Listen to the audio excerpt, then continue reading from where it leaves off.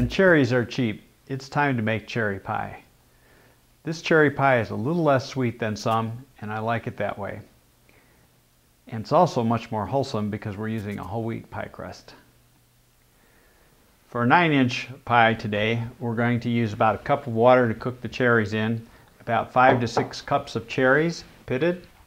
We're going to use about a half cup of sweetener. I'm using agave nectar, but you could use half to a cup of any sweetener. To thicken it, we're going to use some cornstarch, about 3 tablespoons. To flavor it, about a 1/4 teaspoon of almond extract and an 1/8 teaspoon of salt. For utensils, you'll need measuring spoons, a measuring cup, spatula, mixing spoon, mixing bowl, a pie pan, 9-inch, and a cooking pot. And of course you'll need a cherry pitter or a knife and cut the cherries by hand. Pit your cherries. Mix the cornstarch and the water in your pot. Add the cherries, the salt, and the agave nectar. Put it on the stove, bring to a boil, turn down the heat, and stir constantly until it's thick. Preheat the oven to about 400 degrees. While our filling is cooking on the stove, let's make our crust.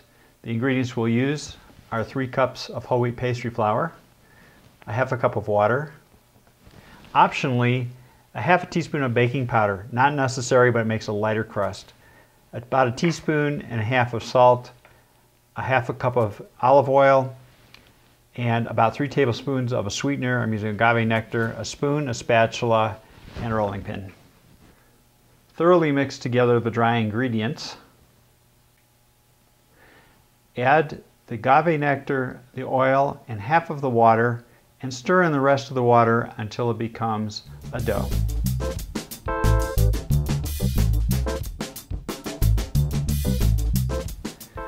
You can then knead the dough with your hands and then put it on the counter to roll out into a pie crust. Split the dough in half so you have enough for the top and the bottom parts of your pie crust.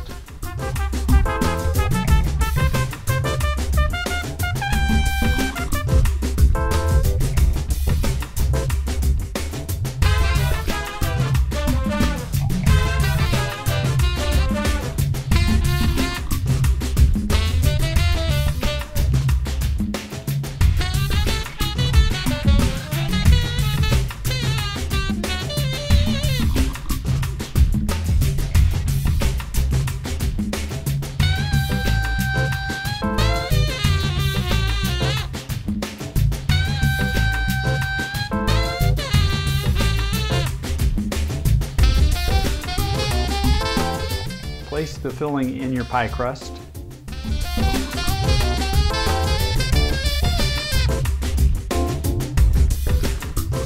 Put the lid or the top crust on top of the pie. Crimp the top and the bottom together, and then put some air holes on the top to breathe.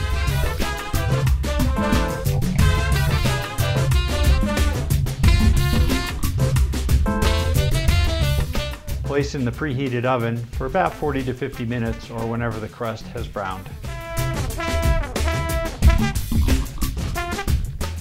When it's finished cooking, take it out of the oven and let it cool. Serve with your favorite non-dairy frozen dessert or whipped topping.